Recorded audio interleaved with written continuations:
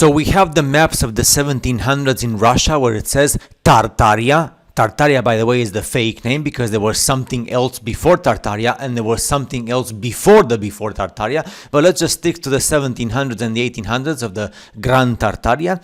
And of course, we have these buildings that you know about, right? Buildings that they use the atmospheric energy, electromagnetic ether, right? The dome buildings and the super awesome buildings all across the world. So that's why I'm saying that before Tartaria, it was something else, okay? But just for the purpose of for you not to get lost in history and in so much information that makes you depressed in your corner, let's just stick to the 1700s. Now, we have in Russia these forests, as you know, and this is common sense and common science, and you can speak with any scientist that dedicates his life to this. The trees, not just in Russia, but in many places in Europe and in the world, are maximum between 150 years old and 200 years old, which means going back to the 1850s and 1840s and 1830s and 1820s. And even like there's some trees which are like from the 1870s and 1880s. And this is the case like in Russia. In Russia, for example, in all that place that was previously Tartaria, the trees are maximum between 150 and 200 years old.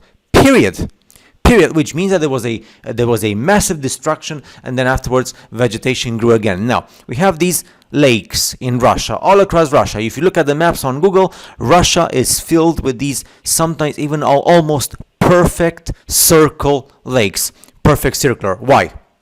Is this a natural phenomenon by Mother Nature, because Mother Nature just like wants to create these, or are these something else? Because now, if you speak with primitive people of the 1800s, they probably don't know about this, or they do because they saw it in action. But now that you speak with me and I speak with you today, and we see these craters, we see these perfect circular craters. By the way, they have names that are linked to death.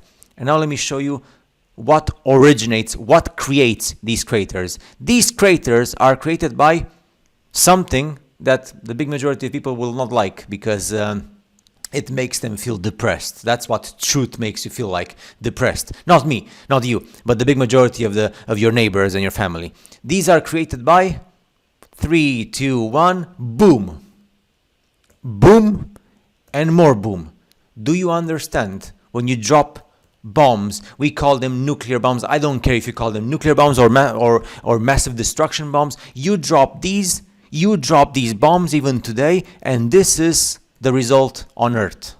This is why you have so many craters. Look at the photos from the Second World War and from the First World War, and the photos that you see the destruction of the cities in Russia and America in the 1800s, where they say, oh, they're accidental fires. The world was bombed. Period. And this is not me being crazy. This is not somebody being crazy. Look at the pictures of historical pictures when you have wars and you see the bombings, and look at Russia today, look at the craters, and look at these. And this is the reality of the real world. This is history, geography, and military geopolitics. And we are a very I forgot to put the photo of the orphans and the children of the 1800s. So many kids with no parents. No, let's not speak about clones, because that's something that would make people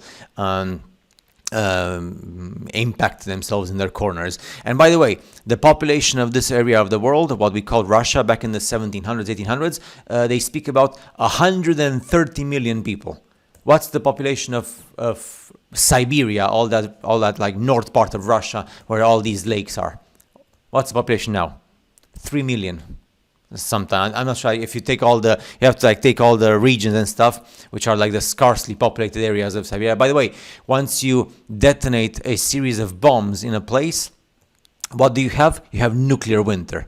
What was the detonation like in Moscow in 1812, which is actually 812, because the one in front of the number, it was the letter I or J. And when was the year without summer? In 1816, in the whole world. So, and of course, afterwards we have more detonation, more bombs, and more stuff like this. So let's just finish the video with something beautiful, which is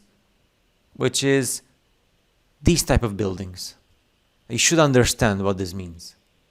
And of course, don't forget, these maps are from the 1700s. Before this, there was no Tartaria on the map. And before that, even before that, there was something else. Remember, history, like Napoleon said, is a set of lies. And Napoleon said it, and I think other like geniuses in the 1800s and 1900s, important people said about history. See you in the next video.